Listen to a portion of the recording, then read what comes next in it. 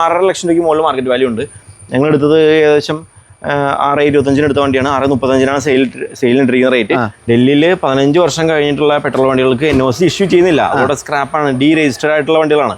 കൂടുതലും ഗൾഫിലുള്ളവർ സൂക്ഷിക്കുക, നിങ്ങളുടെ കൂട്ടുകാരന്മാര്, പിന്നെ ഈ ഭാര്യയുടെ ആങ്ങളമാര്, പിന്നെ പെങ്ങളുടെ മക്കള്, ഇച്ചിരി ഏജ് ആയിട്ടുള്ള പെങ്ങളുടെ മക്കള്. അപ്പൊ ഇനി എന്തെങ്കിലും അറിയാൻ താല്പര്യമുണ്ടെങ്കിൽ എല്ലാത്തിനും വിളിക്കണ്ട, അവർക്ക് വേറെ സ്റ്റാഫും കാര്യങ്ങളൊന്നും ഇല്ല, ഡയറക്റ്റ് ഇവരെ കോൺടാക്ട് കൊടുക്കും. നമ്പർ ജസ്റ്റ് അടിയിൽ കമന്റിൽ നമുക്ക് ആവശ്യം ബുദ്ധിമുട്ടാവുകയാണെങ്കിൽ നമുക്ക് ഡേറ്റ് കളയാൻ വേണ്ടിയിട്ട് നമ്പറും കാര്യങ്ങളും കമന്റ് ബോക്സിലാണ് കൊടുക്കുന്നുള്ളൂ. ഓക്കെ. ഹലോ ഫ്രണ്ട്സ്, എല്ലാവർക്കും പുതിയ വീഡിയോയിലേക്ക് സ്വാഗതം. നമ്മൾ കഴിഞ്ഞ ദിവസം എറണാകുളം ജില്ലയിലെ കാർ മാസ്റ്റർ എന്ന് പറയുന്ന ഷോറൂമിൻ്റെ 1ാമത്തെ എപ്പിസോഡ് കണ്ടു. ഇന്നത്തെ ഈ വീഡിയോയിൽ നമ്മൾ കാണാൻ പോകുന്ന 2ാമത്തെ എപ്പിസോഡാണ്. 1ാമത്തെ എപ്പിസോഡ് കാണാത്തവർ എന്തായാലും 1ാമത്തെ എപ്പിസോഡ് കണ്ടതിന് ശേഷം 2ാമത്തെ എപ്പിസോഡ് കാണാൻ ശ്രമിക്കുക.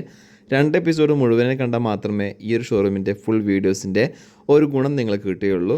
അപ്പോൾ ഈ ഒരു വാഹനം ഫുൾ ലോണിൽ സെയിലായി പോയ വാഹനമാണല്ലേ? ഫുൾ ലോണിൽ സെയിലായി പോയ വാഹനമാണ്. ഇതിന് 7 ലക്ഷം വരെ വാല്യുവേഷൻ ഉണ്ട്.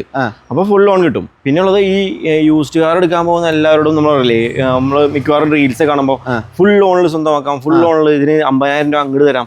പക്ഷേ ഇതിൻ്റെയൊക്കെ എക്സാക്ട് ഇൻട്രസ്റ്റ് റേറ്റും കൂടി നിങ്ങൾ പറഞ്ഞു കൊടുക്കണം കേട്ടോ. കാരണം കസ്റ്റമേഴ്സ് ഫുൾ ലോൺ എന്ന് പറയുമ്പോൾ ഓടിപ്പാഞ്ഞൊന്ന് വണ്ടി എടുക്കും. 2010 വണ്ടിക്കും 9 വണ്ടിക്കും ഞങ്ങളിവിടെ 14 ശേഷം 12 താഴേക്കുള്ള വണ്ടികൾ ലോൺ ചെയ്യുന്നില്ല.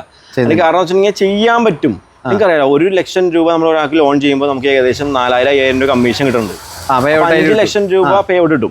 5 ലക്ഷം രൂപ ലോൺ ചെയ്യിച്ചിട്ടുണ്ടെങ്കിൽ ഒരു കസ്റ്റമറെ കൊണ്ട് ഞാൻ നിർബന്ധിച്ച് ലോൺ എടുപ്പിച്ചാൽ എനിക്ക് ഏകദേശം 25,000 രൂപ കമ്മീഷൻ കിട്ടും. വണ്ടി വിൽക്കുമ്പോൾ കിട്ടുന്ന 15,000 ലാഭമാണെങ്കിലും ഫിനാൻസിന്റെ പേ ഔട്ട് നല്ല രീതിയിൽ എമൗണ്ട് കിട്ടും. ഇത്തരത്തിലുള്ള സ്കാമുകൾ നമ്മൾ ചെന്ന് വിടുമ്പോണ്ടല്ലോ, എനിക്ക് 25,000 രൂപ കിട്ടാൻ വേണ്ടിയിട്ട് വേറൊരാളുടെ 1 ലക്ഷം കണക്കിന് രൂപയും സമയവും മാനസികമായിട്ടുള്ള പ്രഷറും പ്രാക്കും മേടിച്ചു വയ്ക്കും. അത്ര ഇൻട്രസ്റ്റ് റേറ്റിലാണ് ഫിനാൻസ് പോകുന്നത്. മാക്സിമം ഈ കമ്പാരിറ്റീവ്ലി ഇൻട്രസ്റ്റ് റേറ്റ് കുറഞ്ഞ ഫിനാൻസുകൾ സജസ്റ്റ് ചെയ്യാറുള്ളൂ. പിന്നെ കസ്റ്റമർ ഒട്ടും ഇതിനെക്കുറിച്ച് അവെയർ അല്ലാന്നുണ്ടെങ്കിൽ പറഞ്ഞ് മനസ്സിലാക്കിയിട്ട് തന്നെയാണ് ഫിനാൻസ് ഇവിടെ എല്ലാവരും. പിന്നെ പേ ഔട്ടിന്റെ എമൗണ്ട് ഞങ്ങൾ വണ്ടി വിലയിൽ കുറച്ച് കൊടുക്കുകയും ചെയ്യും. ആ വണ്ടിക്ക് എത്ര പേ ഔട്ട് കിട്ടുന്നു നോക്കുകയും ചെയ്യും. അത് ഞങ്ങൾ എടുക്കാറില്ല. കാരണം ഒന്ന് ഇൻട്രസ്റ്റ് വേണ്ടെന്നുള്ള പ്ലാനിലും പിന്നെ അങ്ങനെ പേ ഔട്ട് ഞങ്ങൾ എടുക്കാറില്ല. മാക്സിമം ഇൻട്രസ്റ്റ് റേറ്റ് കുറവിനാണ് ചെയ്യാറുള്ളത്. പിന്നെ നമുക്കും ഇത് നമ്മളെ കൊണ്ട് ആവുന്ന കേസല്ലല്ലോ. ഇതൊക്കെ നമ്മുടെ RBIയും ഈ ഫിനാൻസ് കമ്പനികൾ നമ്മളുടെ ടൈപ്പിന്റെ ഭാഗത്ത് നടക്കുന്നതല്ലേ. നിങ്ങൾ ഫിനാൻസ് ഇട്ട് വണ്ടി എടുക്കുകയാണെന്നുണ്ടെങ്കിൽ അതിനെക്കുറിച്ച് നിങ്ങൾ അവെയർ ആവാം. മാക്സിമം ഈ ഫുൾ ലോൺ കിട്ടുന്ന വണ്ടികൾ, ഒരുപാട് വില കുറഞ്ഞ വണ്ടികൾക്ക് ലോൺ കുത്തിക്കയറ്റി കൊടുക്കുമ്പോഴൊക്കെ നിങ്ങൾ കുറച്ചൊക്കെ കെയർ ചെയ്ത് എടുക്കാം കേട്ടോ. കാരണം അതൊക്കെ ജസ്റ്റ് നമ്മൾ ശരിക്കും സോഷ്യൽ മീഡിയ ഇൻഫ്ലുവൻസേഴ്സ് എന്ന് പറയുമ്പോൾ സമൂഹത്തിന് കുറച്ച് നല്ലത് വരാൻ വേണ്ടിയിട്ട് ചെയ്യേണ്ട ദൗത്യം കൂടി ഉണ്ട്. കാരണം ഒരുപാട് പേര് കാണുന്നതല്ലേ. പിന്നെ ഉള്ള സ്റ്റോക്കിലുള്ളതാണ് ഇത്. ഏകദേശം എനിക്ക് തോന്നുന്നു 6.5 ലക്ഷം രൂപയ്ക്ക് മുകളിൽ മാർക്കറ്റ് വാല്യൂ ഉണ്ട്. ഞങ്ങളെടുത്തത് ഏകദേശം 6.25 എടുത്ത വണ്ടിയാണ്. 6.35 സെയിലിട്ടിരിക്കുന്ന റേറ്റ്. 2022 മോഡല് ബ്ലാൻസ അണ്ടർ വാറണ്ടിയിലുള്ള വണ്ടിയാണ്. കമ്പനി അണ്ടർ വാറണ്ടിയിലുള്ള വണ്ടിയാണ്. പിന്നെ സെലേറിയോ 2019 മോഡൽ സെലേറിയോ ഒരു 3.30-3.35 റേഞ്ചിൽ സെലേറിയോ. പിന്നെ 2017 സ്വിഫ്റ്റ്, 2013 അമേസ്, അതുപോലെ തന്നെ ഇത് റിറ്റ്സ് ഡീസലാണ്. 2013 മോഡൽ സിംഗിൾ ഓണർ ഡീസൽ. ഇത് സെയിൽ ചെയ്താണോ? ഇല്ല, ഇതൊക്കെ അവൈലബിൾ ആണ്. അപ്പൊ ഈ റോയിലുള്ളതാണ് സെയിലായി കിടക്കുന്നത്. പിന്നെ ഇത് നമുക്ക് റീവർക്കിന് വന്നിട്ടുള്ള വണ്ടിയാണ്. അല്ല, ഇതിന് ചോദിക്കുന്ന പ്രൈസ് എത്രയാണ്? ഇത് ഏകദേശം ഒരു 3.10 റേഞ്ചിൽ നല്ല വണ്ടിയാണ്. സിംഗിൾ ഓണർ വണ്ടിയാണ്. ഡീസലാണ്. ഡീസൽ റീസൺ അധികം നല്ല വണ്ടി കിട്ടാറില്ല. എല്ലാം നല്ല കിലോമീറ്റർ ഓടിയതായിരിക്കും. അത്യാവശ്യം നല്ല മെയിൻറ്റെയിൻ ചെയ്തിട്ടുള്ള വണ്ടിയാണ്. പിന്നെ ഇത് നമ്മൾ കൊടുത്ത വണ്ടിയാണ്. ആക്ച്വലി ഇതിന് ബാക്കിൽ ചെറിയൊരു ലീക്കേജിന്റെ പ്രശ്നം പറഞ്ഞിരുന്നു കസ്റ്റമർക്ക് അതിനെക്കുറിച്ച് വർക്ക് ചെയ്യാനുള്ളൊരു ടൈമില്ലായ്മയും അറിവില്ലായ്മയും കൂടി ഉണ്ട്. അപ്പോൾ ആൾ പറഞ്ഞു, എനിക്ക് ടൈം സ്പെൻഡ് ചെയ്യാനില്ല, നിങ്ങൾ വർക്ക് ചെയ്ത് തരാൻ പറഞ്ഞു. ഞങ്ങൾ തിരിച്ചെടുത്തു. വർക്ക് ചെയ്തിട്ട് ഇനി മേ ബി ഒരു 2-3 ഡേയ്സിനുള്ളിൽ വർക്ക് ഫിനിഷ് ചെയ്തിട്ട് തിരിച്ചു കൊടുക്കണം. വണ്ടി നമ്മൾ ഇവിടുന്ന് എടുത്തുകൊണ്ട് പോയാലും വണ്ടിക്ക് ഇവർ പറയാത്ത എന്തെങ്കിലും മേജർ ആയിട്ടുള്ള കംപ്ലൈൻറ്റ്സ്, ചെറിയ കംപ്ലൈൻറ്റ്സ് നമ്മൾ ഇങ്ങനെ പറയുമ്പോൾ അറിയോ, എല്ലാ ചെറിയ കംപ്ലൈൻറ്റ്സിനും വിളിച്ചുകൊണ്ടിരിക്കും. കംപ്ലൈൻറ്റ്സ് ഉണ്ടെങ്കിൽ നമ്മൾ ചെയ്തു കൊടുക്കും. ചെറിയ കംപ്ലൈൻറ്റ്സ് അല്ല, യൂസർ ആണ്. എന്തായാലും ആ പുതിയതിന്റെ ആ ഒരു കാര്യങ്ങളും നമുക്ക് ഉണ്ടാവില്ല. പുതിയ വണ്ടിയാണെങ്കിൽ പോലും കംപ്ലൈന്റ് ഉണ്ടാവും. അപ്പൊ അതാണ് പറയണത്. ഇത് ഒരു നല്ല കാര്യത്തിന് വേണ്ടിയിട്ടാണ് ഇവർ ഈ പറയുന്ന 7 ദിവസത്തെ കാര്യങ്ങളും എന്തെങ്കിലും സംഭവം മാറ്റി റോഡ് കാണിക്കുന്ന കസ്റ്റമേഴ്സ് ഉണ്ട്. വണ്ടി കംപ്ലൈന്റ് ആക്കി കൊണ്ടുവന്നിട്ടുള്ള ആൾക്കാരുണ്ട്. അതൊന്നും നമ്മൾ എടുക്കൂല. ജെനുവിൻ ആണെങ്കിൽ നമ്മൾ എന്തായാലും അത് ചെയ്ത്. അതുപോലെ തന്നെ റീവണ്ടിയും ഇവിടെ സെയിൽ. റീവണ്ടി ഞങ്ങൾ ചെയ്യാറില്ല. ഞങ്ങൾ ഇവിടെ എറണാകുളത്ത് നിങ്ങൾക്ക് അറിയാലോ, ഒരുപാട് കമ്പനികളുടെ head office, BPCL, naval base, തൊട്ട് ബാക്കിൽ തന്നെ നേവലിന്റെ ആംഡ് ഡിപ്പോ വരുന്നത്, നേവൽ ബേസ്, ഷിപ്പ് യാർഡ്, അങ്ങനെ ഒരുപാട് കമ്പനികളിൽ വർക്ക് ചെയ്യുന്ന അതർ സ്റ്റേറ്റിൽ നിന്ന് വരുന്നിട്ടുള്ള ആൾക്കാരുണ്ടാവും.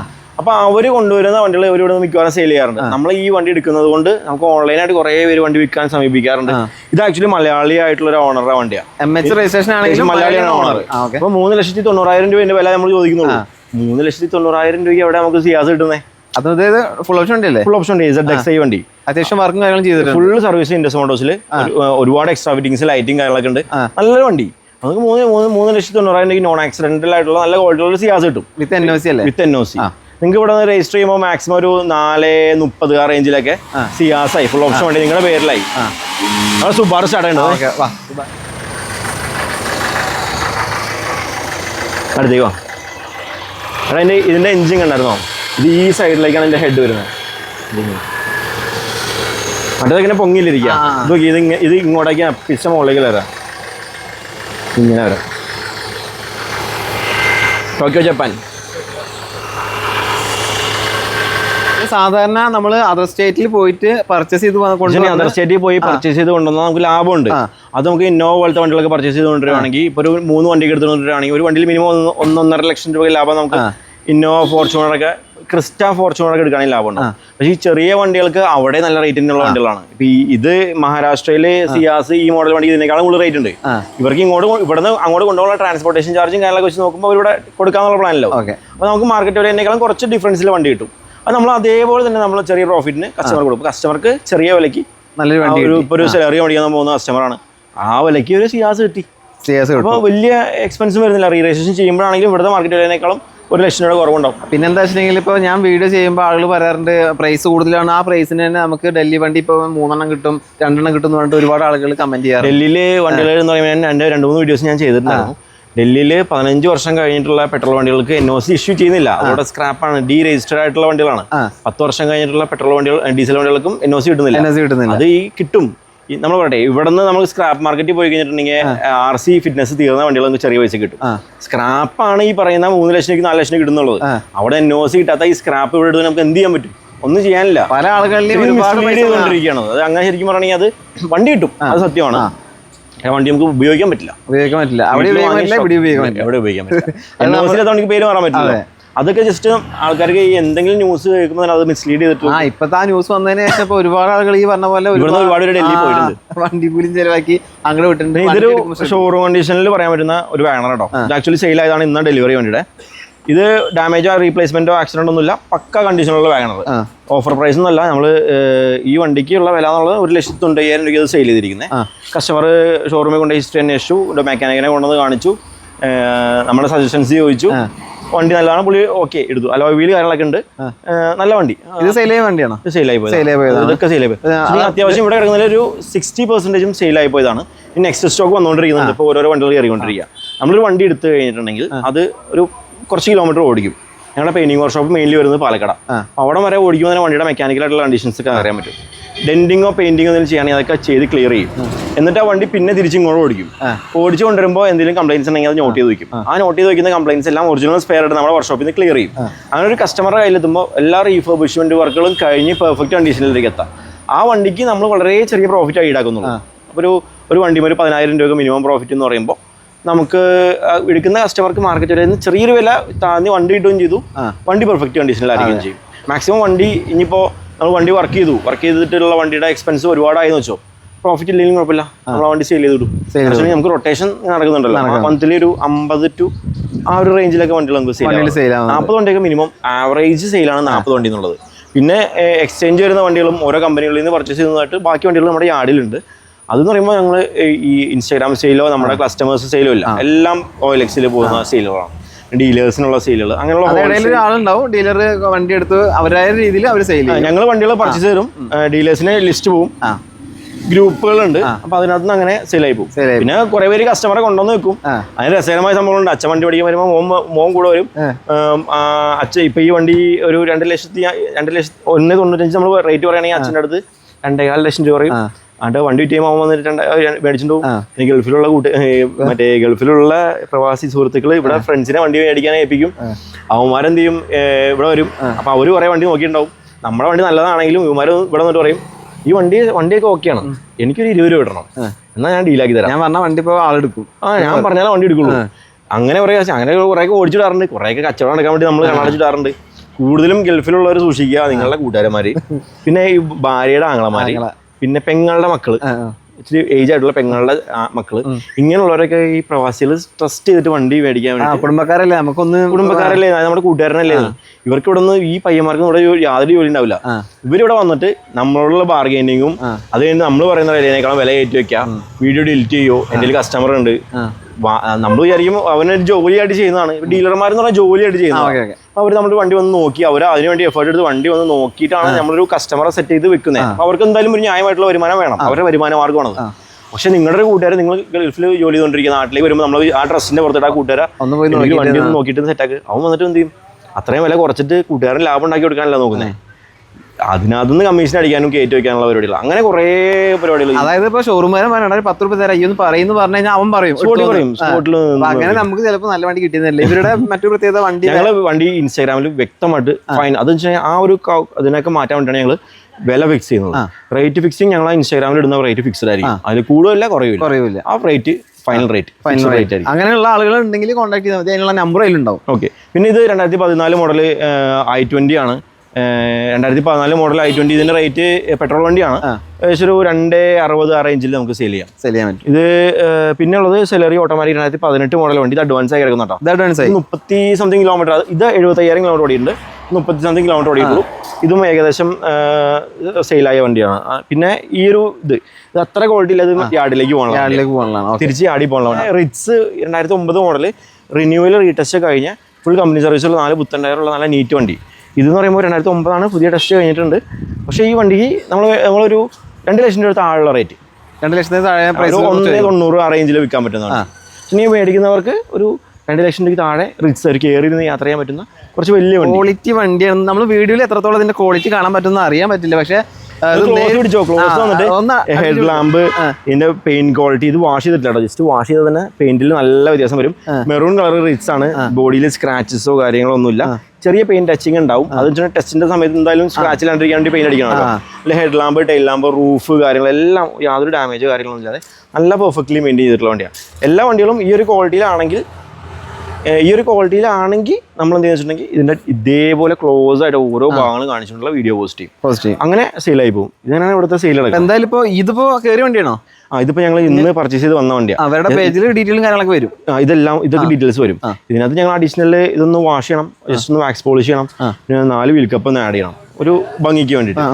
ഒരു 195 ഒക്കെ ആയിരിക്കും മാക്സിമം റേറ്റ് ഉണ്ടാവുക. ഒരു പുതിയ റിന്യൂവൽ കഴിഞ്ഞ വണ്ടിയാണ്, 5 വർഷത്തെ പേപ്പർ ഉണ്ട്. പിന്നെ സ്വിഫ്റ്റ് റിറ്റ്സ് മെറൂൺ കളർ വണ്ടി കുറച്ചും ഡിമാൻഡഡ് ആയിട്ടുള്ള ഓരോ വണ്ടികൾ നോക്കുമ്പോഴും എന്തെങ്കിലും പിന്നെ റെയർ ആയിട്ടുള്ള വണ്ടികൾ കുറേ ഉണ്ട്. കാരണം ഒപ്ട്ര, കിടക്കുന്ന ഫിയസ്റ്റ, അതൊക്കെ 35,000 കിലോമീറ്റർ ഓടി വണ്ടി കേട്ടോ.